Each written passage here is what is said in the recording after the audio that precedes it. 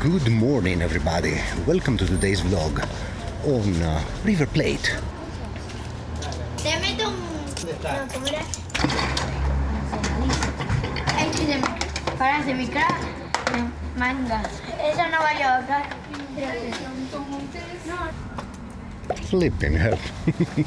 So as you can see, it isn't so unusual to find one or two young supporters of River here in the area. You saw where Bombonera is, right? There.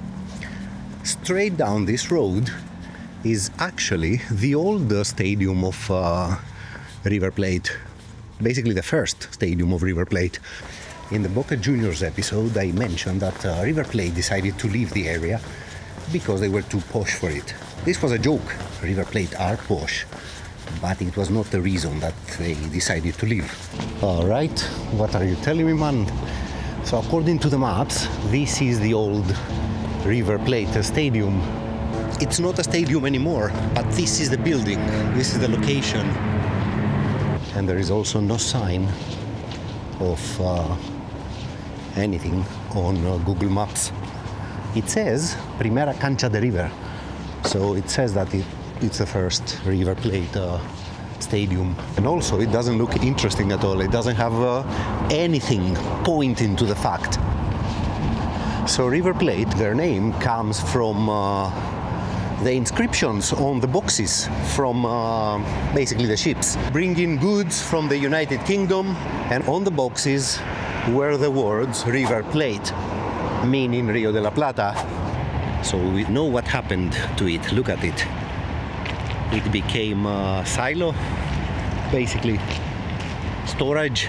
That's it from the first River Plate stadium here in La Boca. Let's go to the second one.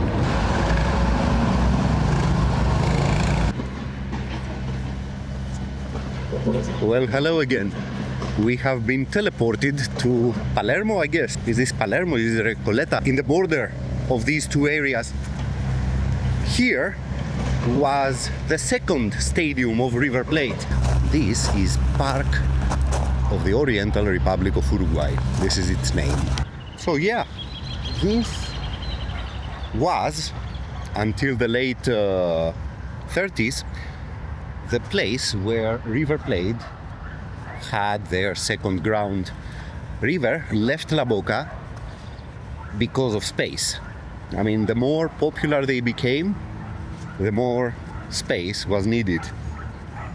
I mean, even today, for a popular club like Boca Juniors, they find it quite difficult to expand their stadium, you know, because of its proximity with the neighborhood. So River made the executive decision at some point to leave Boca and move to here. What's funny is that River Plate left this zone for similar reasons. I mean, it was much more upscale than Boca, but still, they didn't have enough space. What's interesting though, that I realized from the comments from the previous video from Boca, is that River Plate would celebrate victories even after they moved to here in La Boca.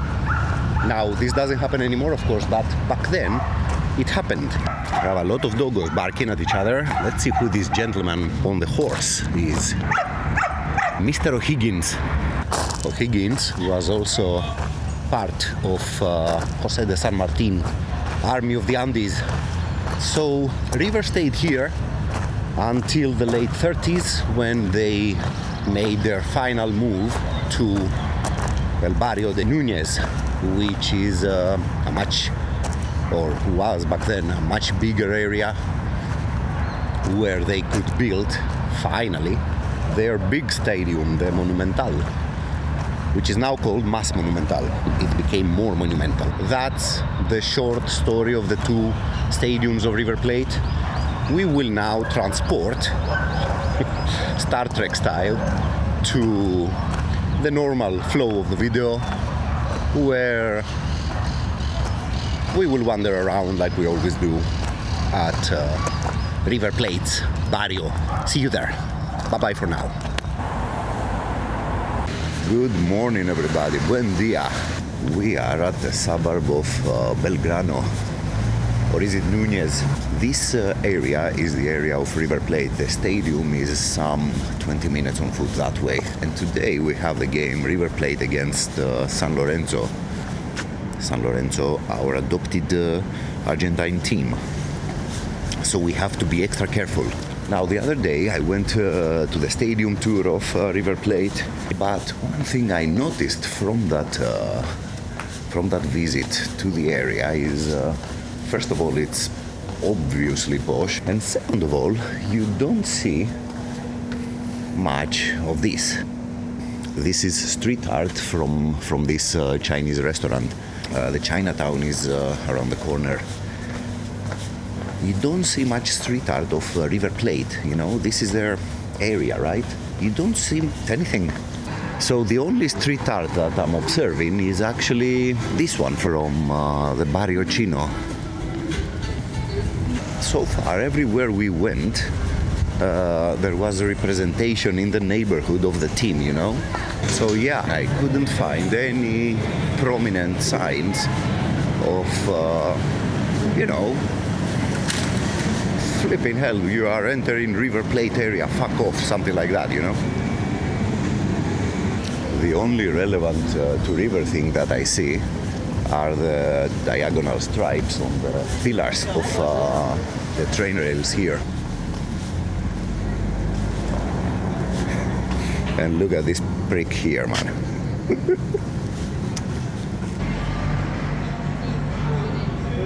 Anyway, I could be totally wrong about all of this, but if I'm wrong, feel free to write in the comments what I've missed. Look at this route, man. What's going on here?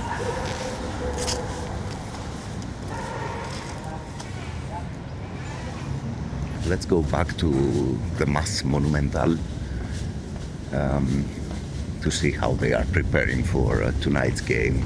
Mas Monumental, by the way, because of the augmented capacity. They got rid of the athletics ring and added stands where the ultras, the barra brava of River, are standing, los borrachos de tablon, the drunks of the terraces, and at the same time talk a little bit about them because they are a historical barra brava of Argentina and America Latina in its whole. As a matter of fact, it's not exactly the drunks of the terraces, it's more tablon is actually this wooden plank that decades ago used to be where you would sit or stand or jump on. So yeah, that's the origin of their name. Founded in 1975, got their name a couple of years later, and they have some figures leading the river scene. And probably the most prominent of them all would be the Schlenker brothers. So the story of the Borrachos goes a little bit like this. The first 20 years of their existence, they made a name for themselves, you know? Passionate support for River, participation in fights and all that stuff. However, there was a moment that they clashed with Independiente. Now, according to the internet, they clashed with non-Barra Brava Independiente fans. And a guy called Christian Rousoulis, which is a very much Greek name, died as a consequence of that fight, which led to a split in the Barra Brava of River. So after this incident, there were two fractions created inside the movement of the River support. One of them was influenced by post-Peronist politics, if I'm not mistaken. That was Justicialist Party, something like that. And the other one, now, if you don't think that the Polish guys were the first to introduce this gym-goer type of ultra, you are wrong. Because the Schlenker brothers that were the front line of Los Patovicas, the yogurt eaters, were exactly that. Middle-class young people going to the gym, having, you know, muscles and pecs and abs and stuff, who were there in the front of Los Borrachos de Tablon. Schlenker brothers, Alan and William, sons of a German pilot, and their mother was of Argentine origin, if I'm not mistaken. Don't quote me on any of this. But look at this, the thing that we hate most, isn't it? The barricades blocking the road before every significant game of football, man. This is interesting. So it says they want spectators like the ones who go to the cinema. It says here, football is of the supporters who want the visiting fans, members and supporters of River Plate. This is great. In other words, fans want visiting fans. Full stop. Señor, una pregunta. ¿Existe por acá una zona con grafitis de River con... No. It's crazy, this area, man. It's so non-football related. It reminds me when we went to Livorno, to the stadium of Livorno. The stadium is literally situated in the most, I don't know, posh area of the city, which is weird for a team like Livorno. I mean, you know how we have in Europe teams that represent the upper classes and other teams that represent the lower classes. Here, this is 100% visible. I mean, look at the thing. When you put together Boca and River, it's obvious who is who. Now, back to the Schlenkers. They grew up in the suburb where we came from, in Belgrano.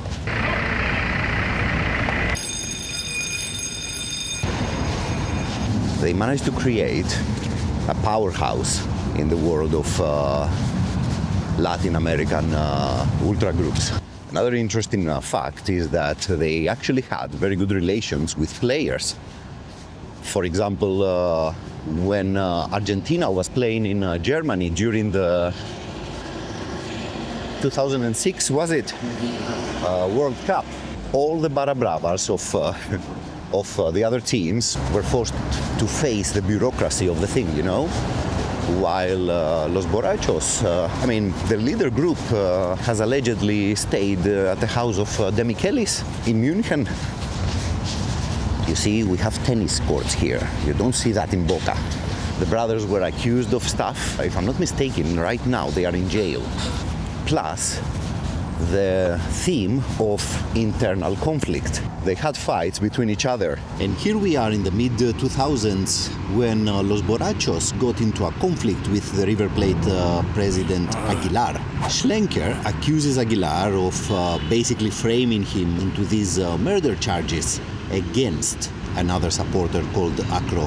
He was the leader of the group from Palermo. Palermo is another neighborhood of the city. Let me show you now the only graffiti that I managed to find in the area, which refers, of course, to the Madrid Libertadores final between River and Boca. River won that final 3-1. And it happened in Madrid because when it was supposed to happen here at the Monumental, major incidents caused the cancelling of the event.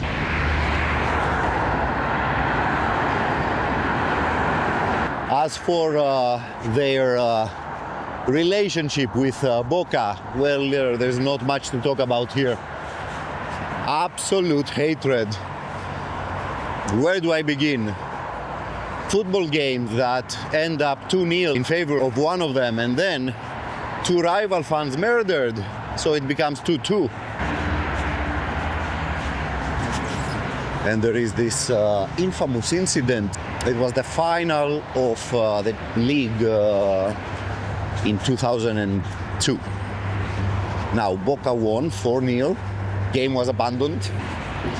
And you can actually see from the television footage of the game. So Boca scores the fourth goal.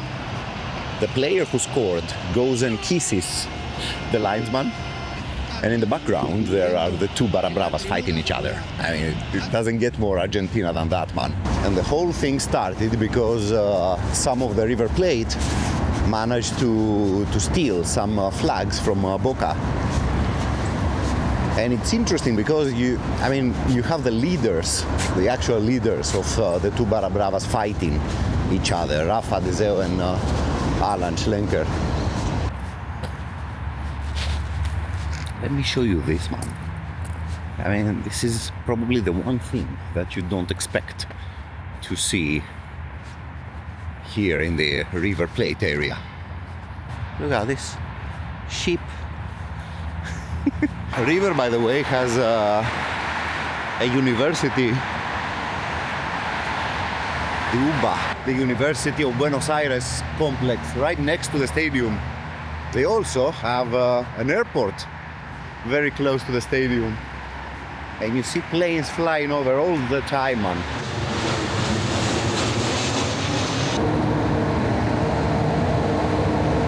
So I guess it's a good moment to show you that visit to the museum of River Plate, man. See you later at the game. Bye-bye for now.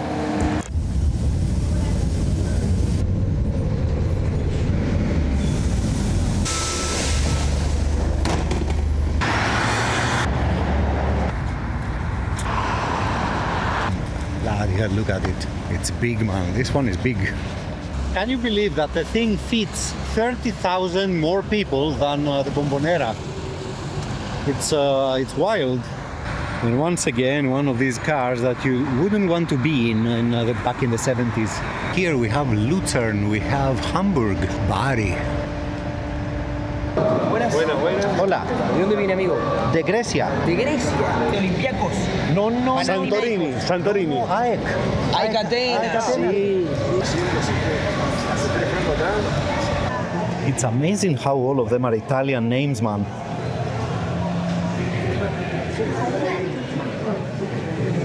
Look at it. It's really a shirt, man, with buttons.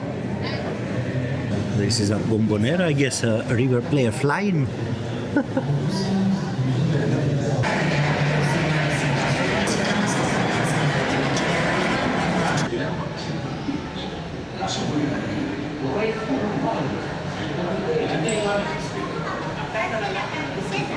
Oh wow, look at this. This is peculiar. So they had yellow and black. Why did they change it?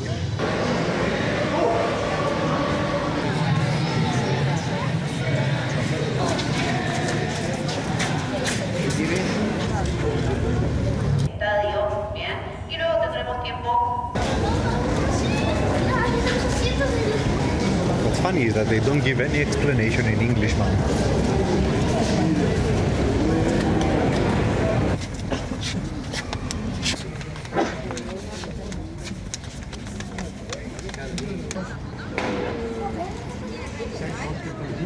So this is the part of the stadium that's newly built. So the annoying part of this tour is that you have to stay with a group. It is what it is, I guess. We stay with a group. After San Pauli, this is the second stadium where we need to stay with a group.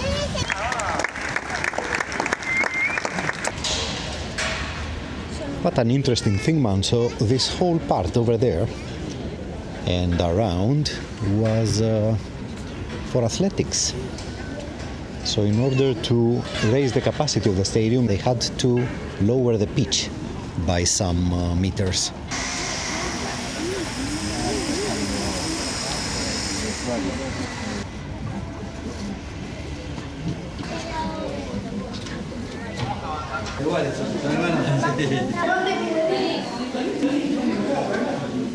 Now we are talking. Here we are, mate. Look at this. Club Atlético Independiente Argentina. Oh, that's the wrong club.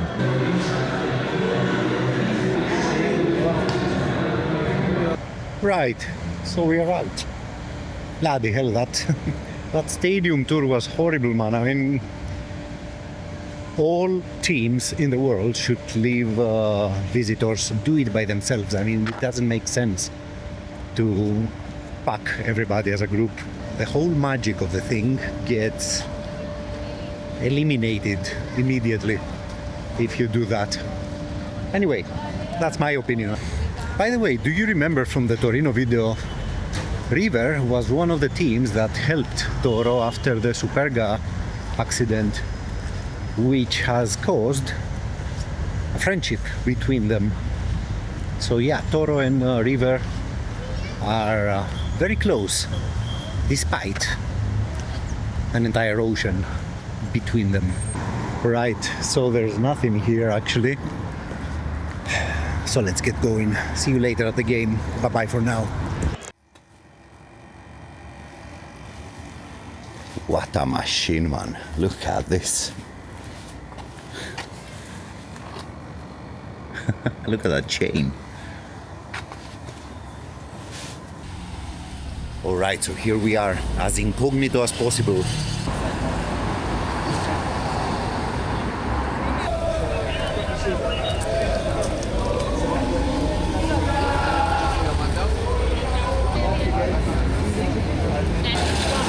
Look at the thing, man. Look at this.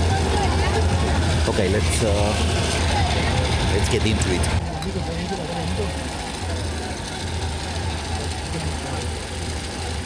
Does this compare to the pie you have at Ellen Road? Not even close. Let's call it the monster.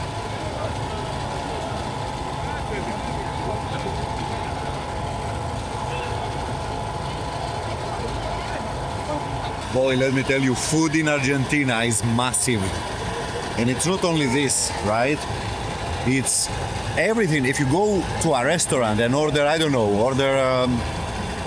lasagna, they bring you the quantity for 2 people, 2 to 3 people of lasagna. So yeah, food is at a different level here. Well, I did eat the thing, most of it at least, because I was hungry, but yeah, let's give it a 5 out of 10 for context. Not very good. Tell my people from Athens your thoughts on Matias Almeida, man. Matias Almeida, for me, is a really important person and player for River, because not only he was a really good player for River, also when we went to the B division, like the second division, it was really sad. He was playing for us there, and he assumed the responsibility of becoming a manager, the manager, and nobody else wanted to do that, and he did it. And in the next year, we were only 1 year below, and then we went up, thanks to him and the whole team. But I think the club River didn't thank him enough. I think he left really, we say here, por la puerta chica, which is through the small door, the back door. For the back door. Yeah. But I love him. I think I respect him a lot, and I wish him the best in Sevilla now. Go, Matias, we love you. The proudest moment is probably the Bernabeu, the one in Bernabeu, right? With Boca, right? I guess so, yeah. I guess it's there's no. I don't think there's much more than that, club-wise, winning against your rival team, a final. A final, yeah. The most important match, continental important match. But it's a pity it happened. It's a pity they didn't happen here. It couldn't happen here because we can't behave. Because we were gonna play. It was suspended twice. Where was the bus attacked? Was it this road? I think here. If it wasn't this one, it's one that we're gonna pass now. It's over there. While I was a student, and there was this song of River, Sos Cagón. Bloody hell! I put it on a loop. The whole day, the whole week, almost the whole month. I learned it by heart. Sos cagón, sos cagón, sos cagón, sos cagón. Ay, qué bostero. Vos sos ortiva, vos sos amigo de la policía.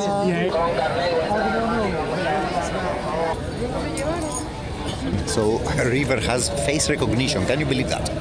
Yesterday, for the ticket, I had to show my face all over the place at the River Plate site. Oh, wow. Gracias. Like San Siro, like Bernabeu, the old Bernabeu. You've been both San Siro and Bernabeu? I've been to San Siro twice. Milan, San Siro, Milan. I went to a derby, Milan-Inter. I filmed it also. And I went years before with AEK. Okay. We were visitors.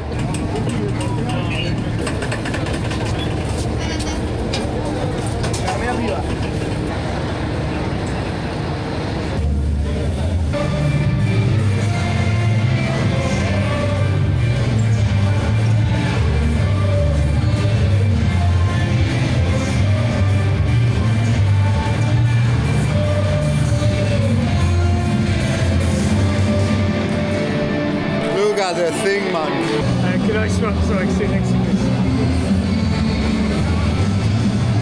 Bloody hell, Manu, so we have excellent placing. Now for River, of course, the best moment of their lives was in 2018 when they destroyed Boca at the Bernabeu. For Boca, on the other hand, it was the relegation of River. They celebrated like nothing else.